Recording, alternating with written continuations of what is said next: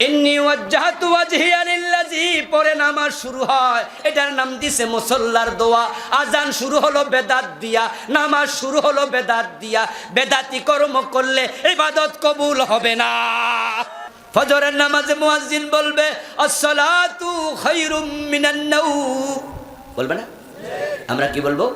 এবার আপনাদের কাছ থেকে একটা ফতোয়া জানতে চাই, শুয়ে যদি নামাজ পড়ে চিত হইয়া শুইবে না কাত হয়ে? হাত তুললে সুন্নি, হাত না তুললে কি ওয়াহাবি? আরে সোরের মায়ের বড় গলা।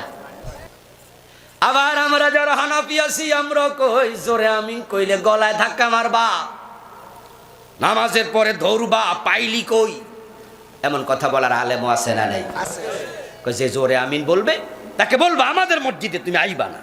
আস্তাগফিরুল্লাহ। বরং উলামায়ে হানাফি মাযহাবের ফতোয়া হলো যদি 2 রাকাত পড়ার পরে 3 অথবা 4 রাকাত বিশিষ্ট নামাজে আত-তাহিয়াতুর পরে দুরূদ পড়ে তাকে সাউ সিজদা দিতে হবে। কেন? পড়লি জরিমানা দে। তুমি সফল হতে চাইলে তোমাকে নামাজ পড়তেই হবে।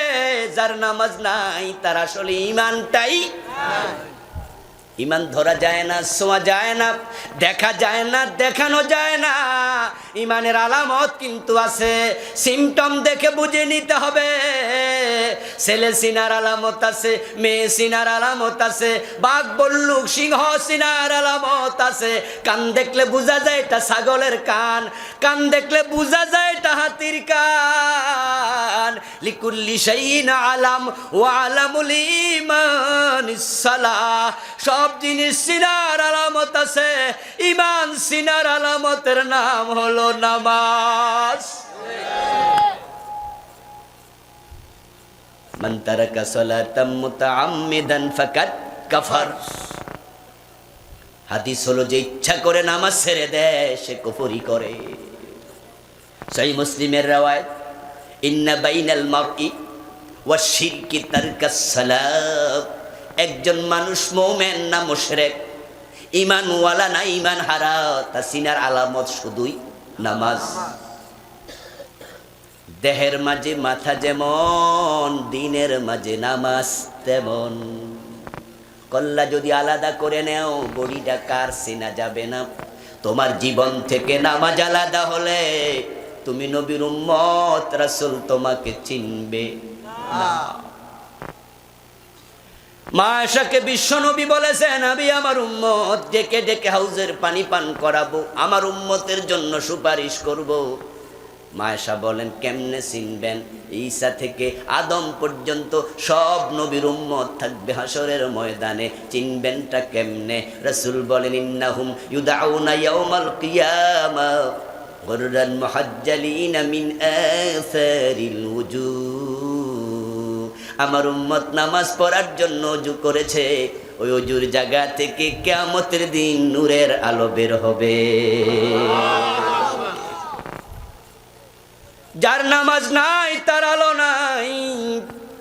এজন্যই তো নামাজ এমন এক ইবাদত যেটা জীবন থেকে কখনো পৃথক হবে না।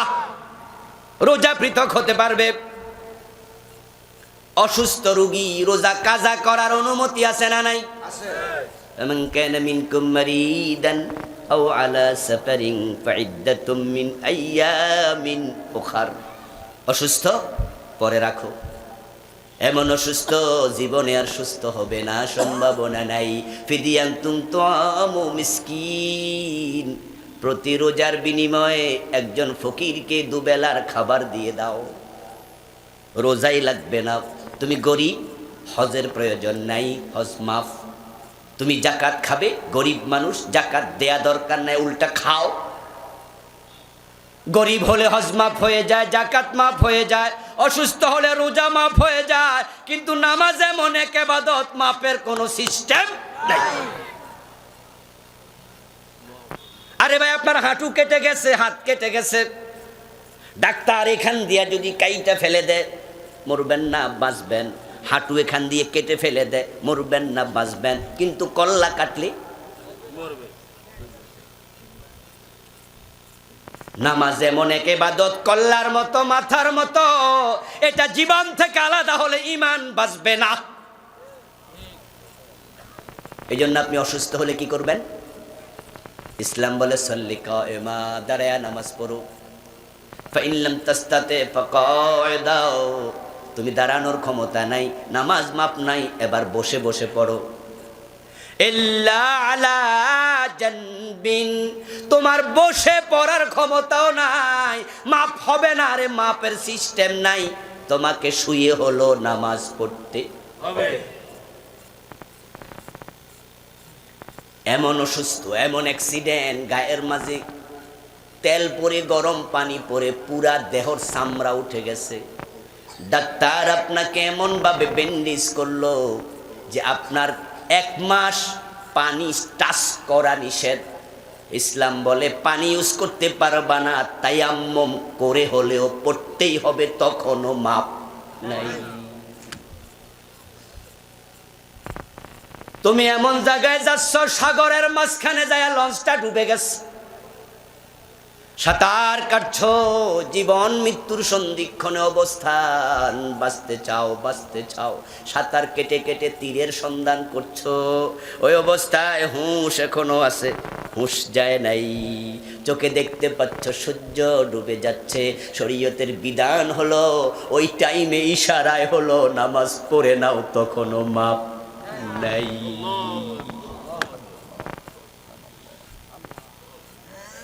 দাঁড়ায়া পারোনি, বসে বসে পারোনি, শুয়া পড়তেই হবে।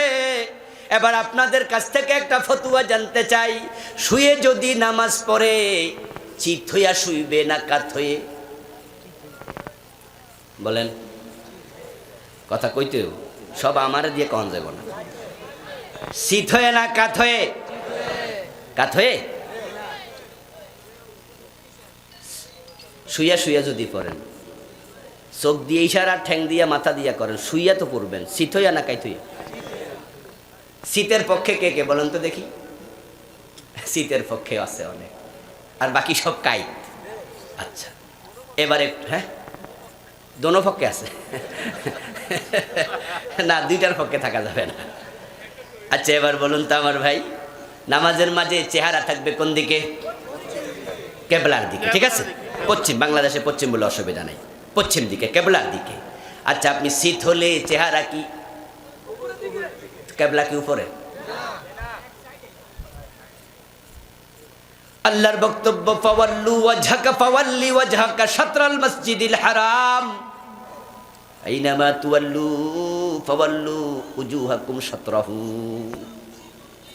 আল্লাহর বক্তব্য হলো, তুমি যেখানে থাকো নামাজে তোমার চেহারা কাবার দিকে ফিরাও। কাবার দিকে চেহারা ফিরানো নফল না ফরজ? আপনি শীত হলে তো ফরজ শেষ। যদিও বাংলাদেশের অনেক মানুষই মাসালাটাতে পেঁচ লাগায়, শুধু এক মাসালায় নামাজে পেঁচ লাগে নাই, নামাজে পেঁচ লাগছে শত শত মাসালা। আরে ভাই, পেঁচের কারণে তো নামাজি সুদ খায়, পেঁচের কারণেই তো নামাজি ঘুষ খায়, ওই পেঁচের কারণে নামাজি ওজনে কম দে, মালে বেজাল দে, নামাজি পরের জমি দখল করে, বাপ মরছে 10 বছর হইয়া গেছে, নামাজি ভাই বোনের জমিটা দেয় না, এমন নামাজি আছে না নাই? জমি চাইলে বড় চোখ দিয়া ধমক মারে, এই জমি নিলে তোদের সাথে আর আমার কোনো সম্পর্ক নাই। অথচ আল্লাহর বক্তব্য, ইন্নাস সালাতা তানহা আনিল ফাহশাই ওয়াল মুনকার। বাংলা অর্থ হলো, নিশ্চয়ই নামাজ মানুষকে অন্যায় থেকে ফিরায়া রাখে। তো আল্লাহ তাআলা বলে নামাজ অন্যায় থেকে ফিরায়। বাংলাদেশের নামাজি তার নামাজ সুদ থেকে ফিরায় না, গোশ থেকে ফিরায় না, হারাম থেকে ফিরায় না। এর কারণ তার নামাজটা রাসূলের নামাজের মতো না।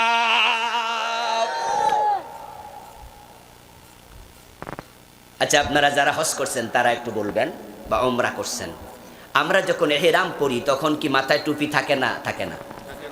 থাকে না। ইহরামের কাপড় পরার পরে মাথায় টুপি নাই, অথচ টুপি মাথায় দেয়া সুন্নাত। এর কারণ বিশ্বনবী ইহরাম পরার পরে টুপি মাথায় দেন নাই, তাই আমরাও দেব না। আমরা যখন আরাফার মাঠে থাকি, মাগরিবের টাইমে আমরা মুজদালিফায় রওনা দেই না? মাগরিবের নামাজটা কি আমরা আরাফায় পড়ি? কোথায় পড়ি? মুজদালিফায় যেতে যেতে রাতের 12টা বাজে, 1টা বাজে, তো মাগরিবের নামাজ বুঝি 12টা বাজে কেউ পড়ে? আমরা সবাই বলি এটাই নিয়ম। আমার নবী এহরামের পরে টুপি পরে নাই, আমরাও পরবো না। এহরামের পরে তিনি পাঞ্জাবি গায়ে দেয় নাই, আমরাও দেব না। সেলাইবিহীন কাপড় পরেছেন, আমরাও তাই পরবো। মাগরিবের নামাজ আরাফায় পরে নাই, আমরাও পরবো না। এতে বোঝা যায় আমার হজ রাসূলের মতো হওয়া লাগবে, না হয় হজ হবে না। এবার বলুন, রাসূলের মতো নামাজ দরকার আছে না নাই? কিন্তু রাসূল কয় তুমি কাত হয়ে নামাজ পড়ো। আপনারে সিট হইতো কই লোকে? সিট হওয়াকে আরবিতে বলা হয় ইত্তেজা। কি বলে? সাল্লি কায়মা ওয়া ইন লাম তাস্তাতি ফাকায়দা ইল্লা মুত্তাজিআন। রাসূল এটা বলে নাই, বলছে ইল্লা আলা জানবিন। তুমি কাত হয়ে পড়ো। চেহারা যদি আপনি কাবার দিকে ফিরাতে চান, শীত হলে হবে না। উত্তর দিকে অথবা দক্ষিণ দিকে মাথা দিয়ে কাত হলে চেহারাটাও ফিরবে, শুয়েও নামাজ আদায় হবে। ফরজ তরক হওয়ার সম্ভাবনা আর নেই। রাসূলের মতো নামাজ হয় না, আজান হয় না। এই দেশের মানুষ দ্বীনের মাঝে বিকৃতি শুরু করে দিয়েছে, বেদাতি হয়ে গেছে, সুন্নাহ থেকে সরে গেছে, ইবাদত কবুল হওয়া বন্ধ হয়ে গেছে। এই কষ্ট থেকে আমি এই বইটি লিখেছি, হাদিসের বৈচিত্র্যে পূর্ণাঙ্গ নামাজ। বাংলাদেশের নামাজিদের যে প্রবলেমগুলো আমি আল্ট্রাসনোগ্রামের মতো, এক্সরে মেশিনের মতো ধরে ধরে হাদিস দিয়ে, কিতাব নাম্বার, হাদিস নাম্বার দিয়ে তুলে ধরেছি। কত জায়গায় যাই সফর করতে, দেখি আজানের আগে দুরূদ শরীফ দিয়ে আজান শুরু হয়, এমন এলাকা আছে না? না। ইন্নী ওয়াজ্জাহতু ওয়াজহিয়া লিল্লাযী পরে নামাজ শুরু হয়, এটার নাম দিছে মুসল্লার দোয়া। আজান শুরু হলো বেদাত দিয়া, নামাজ শুরু হলো বেদাত দিয়া। বেদাতি কর্ম করলে ইবাদত কবুল হবে না। তাই তোমার নামাজ তোমার সুদ থেকে ফিরায় না। বিশ্বনবী সাল্লাল্লাহু আলাইহি ওয়াসাল্লাম আজান শিখিয়েছেন। আবু মাহজুরা বলেন, আল্লামানান নবী সাল্লাল্লাহু আলাইহি ওয়াসাল্লাম আযান ওয়াল ইকামা। আমার নবী মুহাম্মদ আযান একামত শিখাইছে।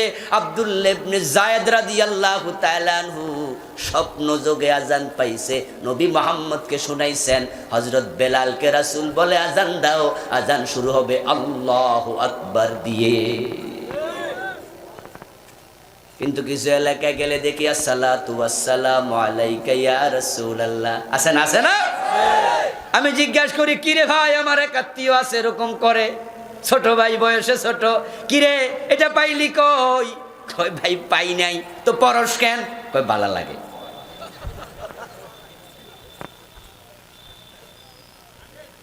আমার বন্ধু, আপনাদের অনেকে বলবেন আজানের আগে দুরূদ শরীফ পড়ে হুজুর, অসুবিধা কি?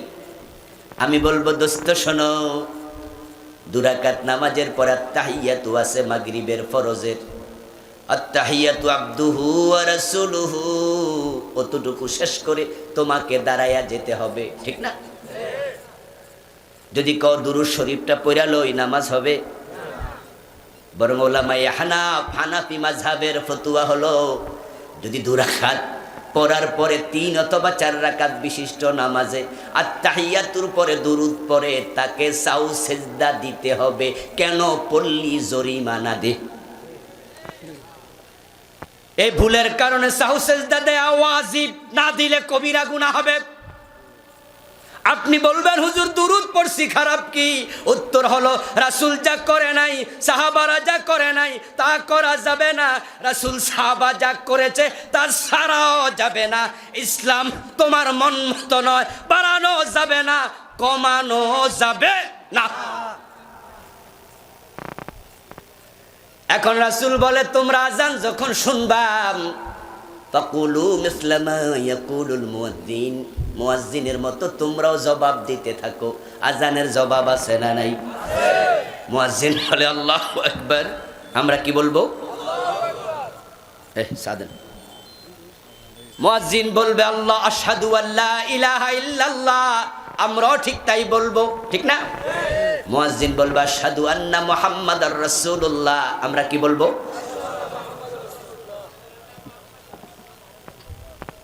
আমাদের দেশের অধিকাংশ মানুষ কি বলে? সাল্লাল্লাহু আলাইহি ওয়াসাল্লাম দুরূদ শরীফ পড়ে। অথচ রাসূল বলে ফাকুলু মিসলা মা ইয়াকুলুল মুয়াজ্জিন, মুয়াজ্জিন যা বলে তোমরাও তাই বলো। এখানে আপনারা দুরূদ পড়তে বলা হয়নি, আপনিও বলবেন আশহাদু আন্না মুহাম্মাদার রাসূলুল্লাহ। এরপরে মুয়াজ্জিন বলবে হাইয়া আলাস সালাহ, নামাজে আসো। আপনি যদি বলেন হাইয়া আলাস সালাহ, তুমিও আসো, অসুন্দর। তাই বিশ্ব নবী বলেন এখানে তুমি বলবে লা হাওলা ওয়ালা কুওয়াতা ইল্লা বিল্লাহ। রাসূল এখানে ব্যতিক্রম বলেছে, আমরাও ব্যতিক্রমটা বলবো। মুয়াজ্জিন বলবে হাইয়া আলাল ফালাহ, আমরাও কি বলবো? কথা বলেন, লা হাওলা ওয়ালা কুওয়াতা ইল্লা বিল্লাহ। আমরা এখানে হাইয়া আলাল ফালাহ বলবো না। ফজরের নামাজে মুয়াজ্জিন বলবে আসসালাতু খায়রুম মিনান নাওম, বলবে না? আমরা কি বলবো? এখানে দেখেন ওলামায়ে কেরাম, আমরা নিজেরা যারা, অনেকে জানে না, চুপ করে আছে, কিন্তু আমরা যারা জানি অধিকাংশই বলেছি সাদাকতা ওয়া বারিরতা। অথচ আল্লামা মোল্লা আলী কারি রাহিমাহুল্লাহ বলেন লাইসা লাহু আসলুন, এই কথার কোনো ভিত্তি নাই। কিতাবের নাম আল আসরার আল মারফুয়া, পৃষ্ঠা 233। বিন বাজের ফতোয়া দেখেছি, তিনিও বলছেন লাইসা লাহু আসলুন। ইবনে উসাইমিনের ফতোয়া দেখছি, তিনি বলছেন লাইসা লাহু আসলুন। আলহামদুলিল্লাহ 20-21 বছর ধরে পড়াচ্ছি বুখারী মুসলিম হাদিসের কিতাব, আজ পর্যন্ত পাই নাই সাদাকতা ওয়া বারিরতা। কিন্তু আমরা বলে আসছি, গবেষণা করতে গিয়ে দেখি এটার কোনো ভিত্তি নাই। বরং মুয়াজ্জিন বলবেন আসসালাতু খায়রুম মিনান নাওম, আমরাও বলবো আসসালাতু খায়রুম মিনান নাওম। সত্য কথা, ঘুমের চেয়ে নামাজ উত্তম। তারপরে আজান শেষ হবে। আজান শেষ হওয়ার পরে কি করবেন? এখন আজান শেষ হওয়ার পরে আমরা দোয়া শুরু করি, অথচ রাসূলের বক্তব্য সুম্মা সাল্লু আলাইয়া। আজান শেষ হওয়ার পরে এবার দুরূদ শরীফটা পড়ো, যেইটা পড়ো না ওইটা বাকি রইছে। দুরূদটা আছে সুম্মা লিত্তারাখি, এগুলো হরফে আতফ। ওলামায়ে কেরাম জানে 10টা, ওয়াও ফা সুম্মা হাত্তা ইম্মা আমবাল্লা, লাকিন 10টা হরফে আতফ। ওয়াউলিল জামে ফালিল ফাউরে সুম্মা লিত্তারাখি, বালাগাতের কিতাব, নাহুর কিতাবের মাঝে এগুলো আছে। সুম্মা মানি একটা কাজ শেষ করে কিছুক্ষণ পর আরেকটা শুরু করবা।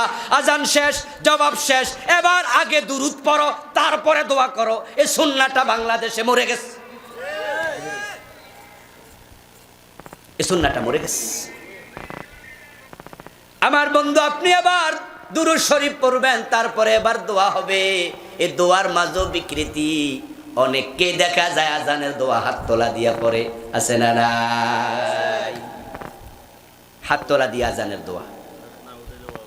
আমার বন্ধু, এই হাত যদি না তোলেন তাহলে কইব ওয়াহাবি, ঠিক না? হাত তুললে সুন্নি, হাত না তুললে কি ওয়াহাবি। আরে সোরের মায়ের বড় গলা। যারা সুন্নাহ থেকে সরে গেছে, বেদাতি, তাদের নাম হয়ে গেছে সুন্নি। যারা সুন্নাহ মানে তারা হয়ে গেছে ওয়াহাবি। অসুবিধা নাই, আমরা ওয়াহাবি হতে চাই। ওয়াহাব কার নাম? আল্লাহর নাম। জোরে বল, ওয়াহাব কার নাম? ইন্নাকা আনতাল ওয়াহাব, এটা আল্লাহর নাম। তো আপনি যদি ওয়াহাবি হন, বাংলা অর্থ হলো আল্লাহওয়ালা। বাংলা অর্থ কি? আল্লাহওয়ালা। তোরা আপনারা না বুঝা যদি আল্লাহওয়ালা কয়, অসুবিধা আছে? আমার বন্ধু বিশ্বনবী হাত তুলেছেন যেখানে, আমরা তুলব সেখানে। সালাতুল ইস্তিসকা রাসূল হাত তুলেছেন, যুদ্ধের মাঠে রাসূল হাত তুলে দোয়া করেছেন। আল্লাহর হাবিবের কাছে কেউ যেন তাৎক্ষণিক দোয়া চাইতো, তিনি হাত তুলে দোয়া করতেন। জুমার দিন খুতবা চলছে, এক সাহাবী বৃষ্টির জন্য দোয়া চেয়েছে, রাসূল খুতবার মাঝখানে হাত তুলে দোয়া করেছেন। রাসূল দোয়া পড়েছেন খাওয়ার আগে, দোয়া পড়েছেন খাওয়ার শেষে, দোয়া পড়েছেন মসজিদ মসজিদে ঢুকতে, দোয়া পড়েছেন মসজিদ থেকে বের হতে, গাড়িতে উঠতে দোয়া আছে না নাই? গাড়ি থেকে নামতে আছে না নাই? হাত তুলছেন কয়দিন? খাওয়ার সময় দোয়া আছে, মসজিদে ঢুকতে আছে, হাত তুলছেন। তো দোয়া যদি হাত তোলাই লাগে, এটাই আদব হয়, তোলেন না কেন? টয়লেট থেকে বের হতে দোয়া আছে না নাই? ওই সময় যদি হাত মুছতেন কি হইতো?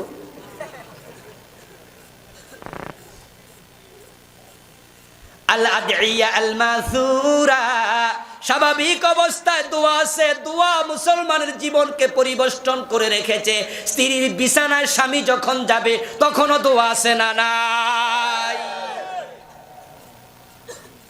আপনার ঘুমানোর সময় দোয়া আছে, ঘুম থেকে উঠেও দোয়া নাই কোথায়? সব জায়গায় আমরা হাত তুলি না। তো ঠিক আজানের পরে দোয়া আছে, রাসূল হাত তুলেছেন, সাহাবারা হাত তুলেছেন, একটা হাদিসেও নেই। কেন তোলেন? মজা লাগে। তারপরে আবার নামাজ শুরু। নামাজের শুরুতে মুসল্লার দোয়া ইন্নী ওয়াজ্জাহতু দিয়া শুরু করলেন। রাসূলুল্লাহ দোয়া পড়েছেন, হাদিসে পাওয়া যায়। আমি তিরমিজির হাদিস এনেছি, এই বইটাতে যত সঙ্গতি সব এনেছি, যেগুলো দরকার তাও এনেছি। ছুটেছে খুব কম, সব এক বইতে সম্ভব হয় না।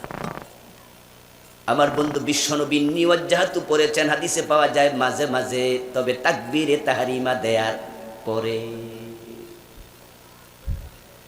তাকবীরে তাহরিমা দেওয়ার পরে তিনি সুবহানাকাল্লাহুম্মা বিহামদিক, আমরা যেটা পড়ি এটা পড়েছেন। তিনি পড়েছেন আল্লাহুম্মা বাঈদ বাইনি ওয়া বাইনা খাতায়ায়া কামা বাআতাল বাইনাল মাশরিকি ওয়াল মাগরিব। তিনি পড়েছেন ইন্নী ওয়াজ্জাহতু ওয়াজহিয়া লিল্লাযী। এক এক সময় পড়তেন, কিন্তু তাকবীর দেওয়ার আগে ইন্নী ওয়াজ্জাহতু কখনো পড়েন নাই। বাংলাদেশের লোকেরা ধাক্কায়া পিছে তার সামনে নিছে। তারপরে বন্ধু মজার ব্যাপার হলো, নামাজ যখন আমরা সালাম ফিরাই, বিশ্বনবী সালাম ফিরাইয়া বলতেন আল্লাহু আকবার একবার, আস্তাগফিরুল্লাহ বলতেন তিনবার, 33 বার সুবহানাল্লাহ, 33 বার আলহামদুলিল্লাহ, 34 বার আল্লাহু আকবার বলতেন। পড়তেন আয়াতুল কুরসি। সব ফরজ নামাজের পরে আয়াতুল কুরসি আছে না নাই? হাদিস হলো, যে ব্যক্তি সব ফরজের পরে আয়াতুল কুরসি বলবে, লা তামনাউহু মিনাল জান্নাত, লা ইয়ামনাউহু মিনাল জান্নাতি ইল্লাল মাউত, তার মাঝে আর জান্নাতের মাঝে বাধা শুধু মৃত্যু, শুধু মৃত্যু। মরতে দেরি, জান্নাত পেতে দেরি হবে না। এখন আমাদের দেশে তাসবিহগুলো চলমান না মরে গেছে? এই তাসবিহ পড়ার সময় নাই, সালাম ফিরে দোয়া করো। দোয়া না করলে চাকরি থাকবে না। এখন ইমাম সাহেব, হুজুর দোয়া করতে হবে, সেক্রেটারির মা মারা গেছে, 500 টাকা হাদিয়া দিছে, হুজুর তাবারুক আছে। উনি মাগরিবের সালাম ফিরাইয়া আবার দোয়া শুরু করছে, এত জোরে সাউন্ড বক্স দিয়া, যাদের 2 রাকাত 1 রাকাত ছুটে গেছে, হুজুরের দোয়ার ধাক্কায় কেরাত পড়ার সুযোগটাই নেই। হুজুর তো ব্যস্ত আছে, সেক্রেটারির মারে জান্নাতুল ফেরদাউসে ধাক্কায়া ঢুকাইব, আর এখান দিয়ে মুসল্লির কেরাতই পায় না, ছুটা ধাক্কার সাথে কেরাত বলে যাচ্ছে।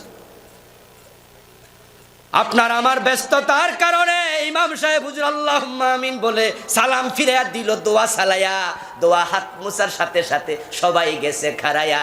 রাসূলের জীবনে নিত্য নৈমিত্তিক সুন্নাহগুলোর খবর আর নেই।